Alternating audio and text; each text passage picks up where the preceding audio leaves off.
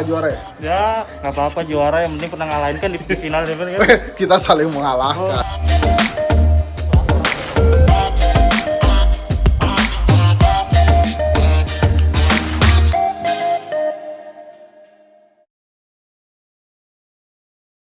Sama saya Eriko di channel saya Eriko 26. Nah, saya sekarang ingin ngobrol-ngobrol sedikit dengan Ketua Fraksi PKS Pak Jajuli juga ini. Mau nanya-nanya dikit sih, selain berpolitik apa sih Bang? Pak Hasib, hobinya Pak Ustadz? Pertama saya hobi bertani, karena saya anak petani. Dari kecil udah biasa, sejak saya usia 12 tahun itu udah biasa nyiramin jagung, nyiramin singkong, sampai sekarang saya hobi bertanam. Di rumah saya juga ada cabai, ada jeruk limau, ada macam-macam, saya hobi itu. Yang kedua hobinya baca buku. Yang ketiga bersepeda. Gitu. Ya, itu beberapa hobi yang selama ini saya tekuni. Nah, tapi kalau melihat sekarang sepeda gimana sih Pak Ustadz? Kan rame. Ya. Masih apa ngikut-ikut apa emang dari kecil sebenarnya? Saya sekolah dulu pakai sepeda. Oh, gitu ya? Dari rumah ke tempat sekolah dengan jarak hampir 15 kilo. Oh, gitu ya? Itu saya pakai sepeda. Oh, sepeda ya? Iya, mana ada motor, nggak ada sekolah jalur angkot, nggak ada. Itu pakai sepeda saya. Jadi buat saya sepeda itu hal yang biasa dari dulu sampai sekarang. Gitu, bukan karena ikut-ikutan tren. Bukan, ya? Dari SD saya udah naik sepeda. SD, SMP itu saya naik sepeda, bukan pakai motor loh. Nah, kalau bertani kira-kira apa sih Pak Ustadz yang hobinya nanam apa gitu kalau di Ya mulai dari tentu karena saya dari daerah, saya ini kan gabungan Banten Jawa Barat. Di daerahnya daerah pertanian semua, pertanian padi, palawija, yang utamanya padi. Karena saya terus terang sekarang ini juga merasa sedih, banyak para petani itu berubah menjadi buruh tani. Mestinya para petani itu tahan, jangan dijual sawahnya meskipun nggak luas, tapi lumayan.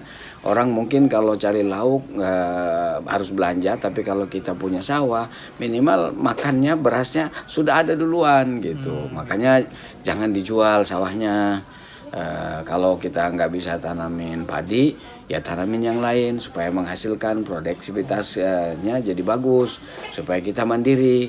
Jadi yang utama adalah padi. Bisa juga palawija yang lain, umpamanya cabai, umpamanya yang lain bisalah yang buat ada hasilnya.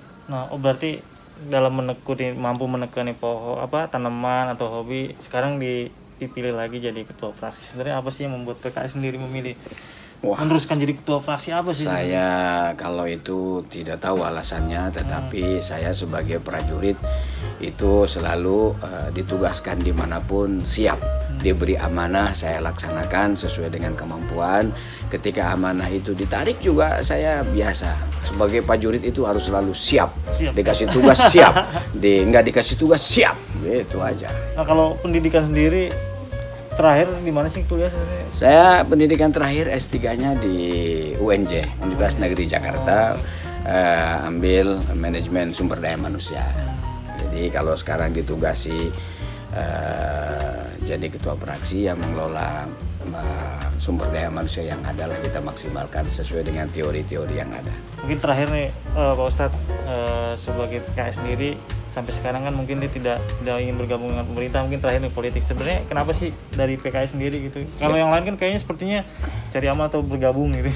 Kan sudah berulang-ulang disampaikan, PKS ingin ada check and balances. Ada yang mengambil peran fungsi kontrol terhadap pemerintahan. Bukan mau mengganggu stabilitas jalannya pemerintahan, tetapi program-program pemerintah yang kurang pro rakyat supaya PKS leluasa untuk melakukan kritisi dan memberikan masukan-masukan yang konstruktif. Itu yang pertama. Yang kedua, agar sistem demokrasi kita ini hidup, agar sistem demokrasi kita ini bergairah.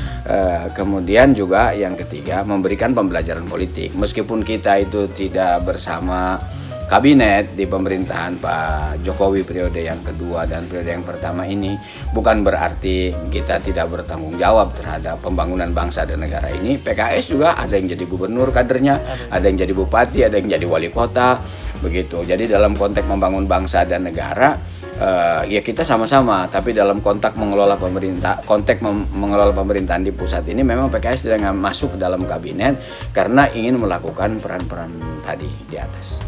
Oke, Pak Ustadz, makasih ya, ilmunya sangat bermanfaat itu Pak Ustadz. Terima kasih. Terima kasih Pak Ustadz. Kita harus bangga jadi petani. Iya. Kita harus bangga jadi petani. Kita harus bangga jadi petani. Oke, itulah ngobrol-ngobrol singkat sama Ketua Fraksi PKS